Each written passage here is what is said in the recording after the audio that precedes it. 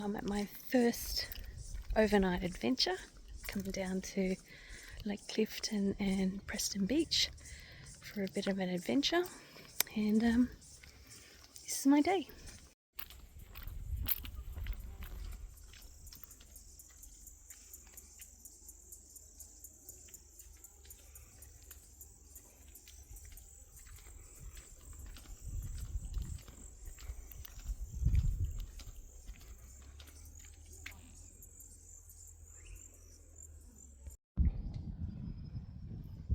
They look like rocks.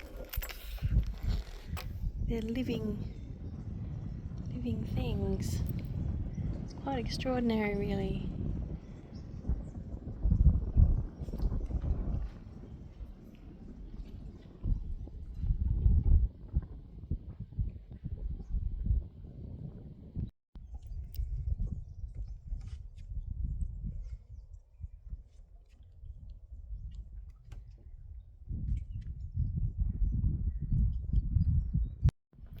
They remind me a little bit of those trolls in, what's that movie? Frozen. They just sort of seem to come alive. I'm not gonna lie, if spiders aren't your thing, this place is absolutely chock-a-block, full of cobwebs. I don't know if you can see them there. Cobwebs, spiders everywhere. It almost feels like my arms are coated in the fine web. Like there's just so many spiders, which is good because it gets rid of the flies.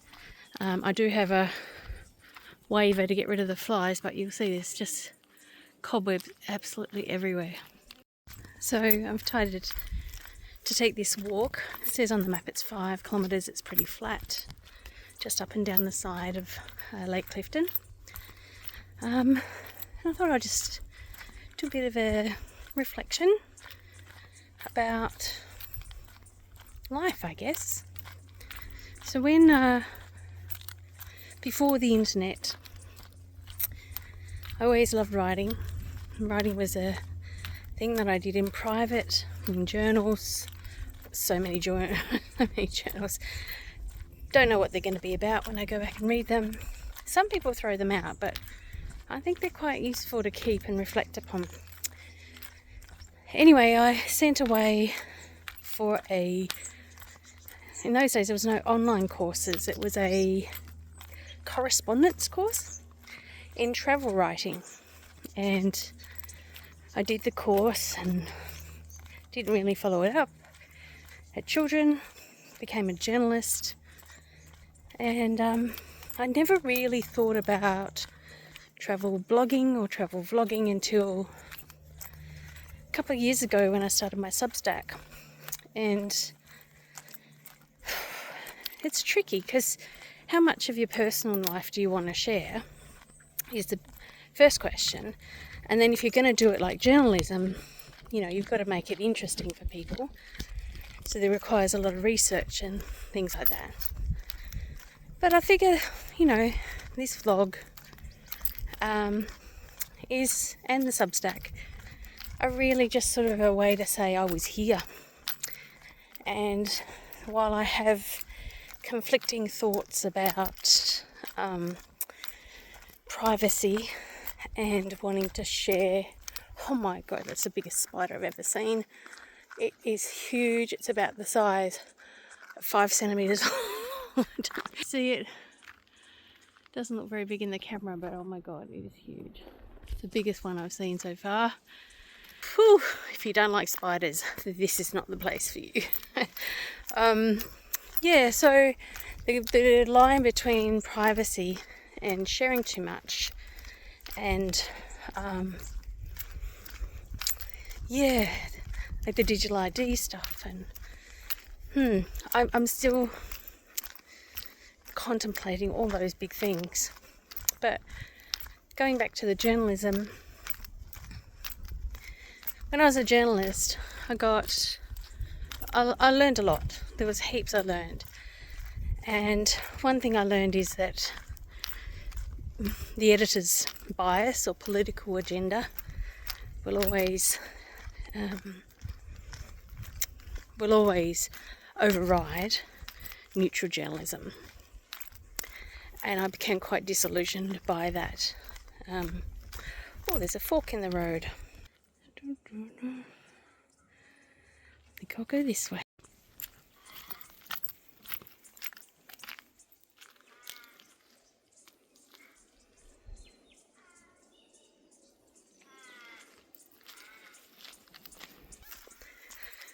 One of the most terrifying things about travelling alone is being in places that look like this. But at the same time, Peppermint Grove, it's there's some comfort in having someone to talk to, even if it's just my phone and no one ever sees this. And I guess that's part of what I was trying to get to in my ramblings, that keeping a vlog is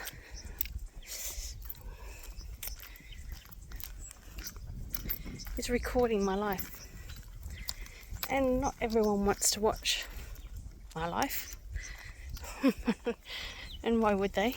I'm just an ordinary middle-class white mum, teacher, boring ordinary person.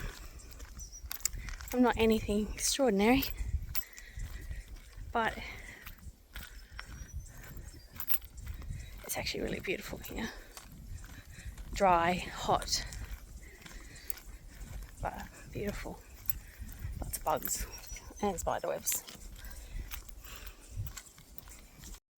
I guess that what I'm trying to say is that there are people in the world who can't travel for whatever reason. I had a friend this year message me just before she died and said that she manages to live vicariously through me. And I think that's pretty special, to be able to give something that a connection to somebody that you know who's doing something that you can't do. I think that's a pretty special gift. So although I'm unprepared in this walk with the wrong shoes, it's only a short walk, so it's okay. And it's stinking hot. Probably the hottest day Perth's had this year. And I'm out walking in the bush. This vlog, I guess, helps me to clear my thoughts, and it also helps other people in some way to have an adventure when they can't. So, oh, listen to that.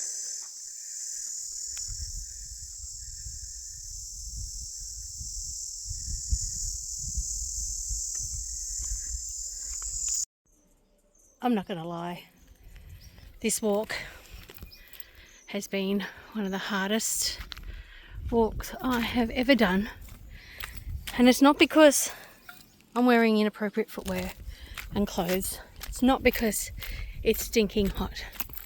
It's because there are spiders and spiderwebs absolutely everywhere. Got a big stick here clearing the way a little bit, but over the back of the track, oh my god, there's one just right in the middle of the path. Yeah, it was just scene in Harry Potter, not Harry Potter, in Lord of the Rings, where Frodo goes into the spider's cave and there's webs, and then he realises he should go back and he can't because there's too many. That's sort of what happened here.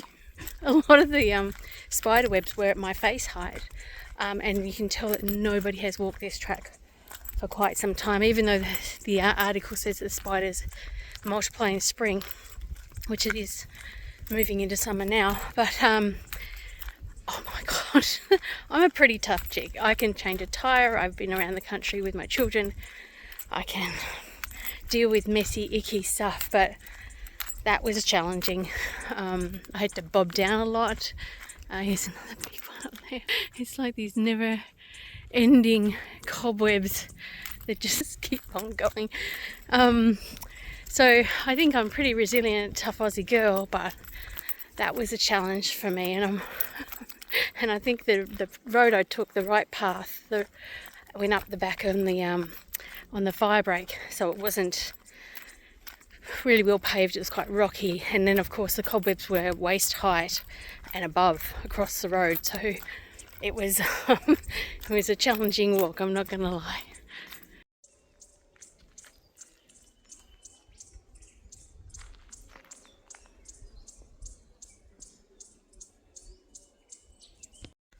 Of course, Australia has other creatures. Looks like a blue tongue from here. I don't want to get too close. Or a bobtail.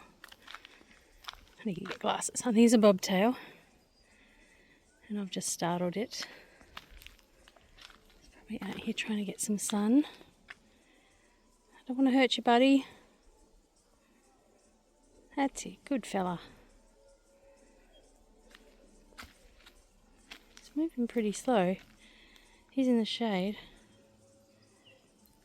Might be a juvenile actually, because it's got a big head and a smallish body. Just want to give you some space. Come on, buddy. Bye.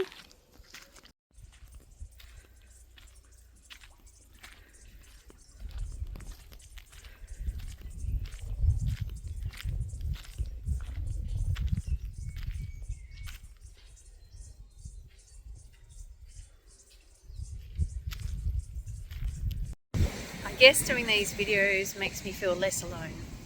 I'm all by myself on these adventures, and I would love someone to share them with, but my children are doing their own thing and no partner has come forward, so I guess this is my way of sharing my adventures. So here is the beach.